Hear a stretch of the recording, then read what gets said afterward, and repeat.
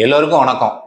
இந்த வாக்காளர் அடையாள அட்டை தான் இந்திய பெண்களுக்கு தங்களோட பேரை முழுமையா பயன்படுத்துற உரிமையை வாங்கி கொடுத்துச்சு. இந்த வாக்காளர் அடையாள அட்டை தான் கள்ள ஓட்டை தடுத்துச்சு. இந்த வாக்காளர் அடையாள அட்டை தான் இந்திய அரசியலமைப்பு சட்டத்துல இருந்த ஓட்டையை அடைச்சிச்சு. இந்த வாக்காளர் அடையாள அட்டை தான் ஜனநாயக திருவிழாவை ஜனநாயக முறைப்படி நடத்துறதுக்கு வழிவகுத்துச்சு. இந்த வாக்காளர் அடையாள அட்டையை உருவாக்குறதுக்கு இந்திய தேர்தல் ஆணையர், தலைமை தேர்தல் ஆணையர் TN சேஷன் அவர்கள் ரொம்ப பாடுபட்டார். அன்னைக்கு இருந்த காலகட்டத்தில், அதாவது 1993 இந்த வாக்காளர் அடையாள அட்டையை உருவாக்குனாங்க. அன்னைக்கு அவர் தலைமை அதிகாரியா இருக்கும்போது அதுக்கு முன்னாடிலாம் பார்த்தீங்கன்னா வாக்காளர் அடையாள அட்டைன்னு ஒன்று கிடையாது. அப்போ கள்ள ஓட்டுகள் எல்லாமே அதிகமாகவே பிளங்கிச்சு. அப்போ அவர் என்ன செஞ்சாரு, புகைப்படத்துடன் கூடிய ஒரு வாக்காளர் அடையாள அட்டையை உருவாக்கணும்னு முடிவு பண்ணார். அப்போ முடிவு பண்ணி அதுக்கான எல்லா வேலைகளையும் பார்த்தாரு. ஆனா இந்திய அரசியல்ல நீங்க உங்களுக்கு தான் தெரியுமே, புதுசா ஒரு விஷயத்தை கொண்டு வரோம்னா எவ்வளவு எதிர்ப்புகள் இருக்கும்னு. அதே மாதிரி நாடு முழுக்க இருந்த முதலமைச்சர்கள் இதை எதிர்த்தாங்க. கிட்டத்தட்ட 10 முதலமைச்சர் தலைமை தேர்தல் அதிகாரி மேல பிரதமர்கிட்ட போய் புகார் கொடுக்குற அளவுக்கு எதிர்த்தாங்கன்னா பாத்துக்கோங்க இதுக்கு எவ்வளவு பெரிய எதிர்ப்பு இருந்திருக்கும்னு. ஆனா அந்த தலைமை அதிகாரி என்ன சொன்னார் தெரியுமா? நோ கார்டு இல்லை என்றால் நோ எலெக்ஷன், நான் நடத்த மாட்டேன் அப்படின்னு ஒரே பிடிவாதமா இருந்தார். ஏன் அன்னைக்கு இருந்த இந்திய பிரதமர் நரசிம்மராவு கூட தேவையா, இப்பைக்கு வேண்டாம், கொஞ்ச நாள் ஆகட்டும், இப்பைக்கு வேண்டாம், ஃபியூச்சர்ல கொண்டு வருவோம், ஃபண்டு இல்லை, அது இல்லை அப்படின்னு எவ்வளவோ சொன்னார். TN சேஷன் அவர்கள் கேட்கவே மாட்டேன்ட்டார். இந்த கார்டு உருவாக்கி ஆகணும், இல்லைன்னா கள்ள ஓட்டுகள் பெருகிரும், அதனால கண்டிப்பான முறையில வாக்காளர் அடையாள அட்டையை உருவாக்கியே தீரணும் அப்படின்னாரு. இத்தனைக்கும் அவரை மாத்துறதுக்கு, அவரோட அதிகாரத்தை குறைக்கிறதுக்கெல்லாம் ரொம்ப அரசியல்வாதிகள் பதவியில் இருக்கிறவங்க ரொம்ப முயற்சி பண்ணாங்க. உடனே அவர் என்ன செஞ்சாரு, காலை உணவாக நான் அரசியல்வாதிகளை சாப்பிடுவேன்.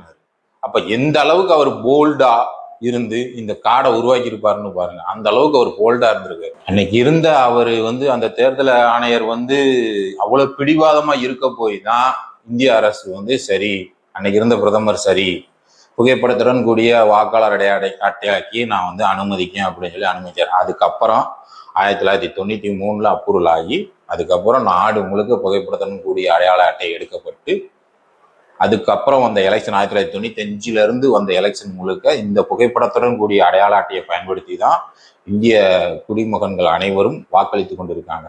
அப்ப ஒரு புதுசா ஒரு விஷயத்த நம்ம கொண்டு வரணும்னா யாரு கூட போராட வேண்டியிருக்கு? நாட்டுல இருக்கிற எல்லாரு கூட, அரசியல்வாதிகள், பதவியில இருக்கிறவங்க கூட, எல்லாரு கூடயுமே போராட வேண்டிய அந்த அளவுக்கு ஒரு போராடி தான். ஏன் இப்ப இருக்கிற ஆதார் கார்டு கொண்டு வர்றது கூட எவ்வளவு போராட்டம் பண்ணாங்க. GSTக்கு, இன்னைக்கு இருக்கிற GSTக்கும் இன்னமும் போராட்டங்கள் நடக்கத்தான் செய்யுது. GST எதுக்கு தேவையில்ல அப்படின்னு.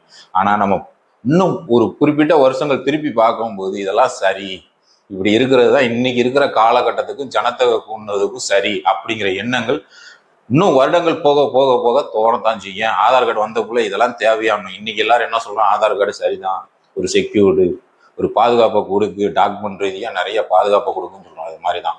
அதே மாதிரிக்கு அன்னைக்கு பொம்பளையார் ஓட்டு போட போனாங்கன்னா அவங்க பேரை எழுத மாட்டாங்க. இன்னாரின் மகள், இன்னாரின் மனைவி, இன்னாரின் மகன் அப்படின்னு சொல்லிதான் எழுந்தாங்க.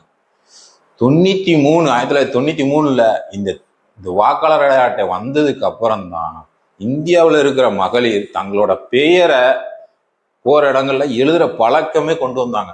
இதுதான் என் பேரு அப்படின்னு. அது வரைக்கும் அவங்க அப்படி எழுதவே இல்லை. இன்னாரின் மகள், இன்னாரின் மனைவி அப்படின்னு தான் எழுதினாங்க. இந்த வாக்காளர் அடையாள அட்டை வந்ததுக்கு அப்புறம் தான் இந்தியாவில் இருக்கிற மகளிருக்கு தங்கள் பேரை முழுமையா எங்கனாலும் சொல்ல வேண்டிய கட்டாயமும் உரிமையும் கிடைச்சிச்சு. ஏன்னா கட்டாயம் வரும்போது அவங்க சொல்லி ஆகணும். சொல்லும் போது அந்த விஷயங்கள் நிலைநாட்டப்பட்டுச்சு. அப்ப ஒரு நம்ம ஓட்டுன்னு பாக்குற ஒரு அடையாள அட்டை, புகைப்படத்துடன் கூடிய அடையாள அட்டை எவ்வளவு விஷயங்களை செய்யுதுன்னு பாத்துக்கோங்க. TN சேஷன் அவர்களை பத்தி நீங்க என்ன நினைக்கிறீங்க? இன்னைக்கு இருக்கிற அரசியல் சூழலுக்கு நிறைய அதிகாரிகள் இந்த மாதிரி திரும்ப வரணும். அதுதான் நாட்டுக்கு நல்லது. உங்கள் கருத்துக்களை நம்ம கமெண்ட்ல சொல்லுங்க. இந்த வீடியோ பிடிச்சிருந்துச்சு அப்படின்னா லைக் பண்ணுங்க, ஷேர் பண்ணுங்க, சப்ஸ்கிரைப் பண்ணுங்க. மேலும் இணைந்திருப்போம்.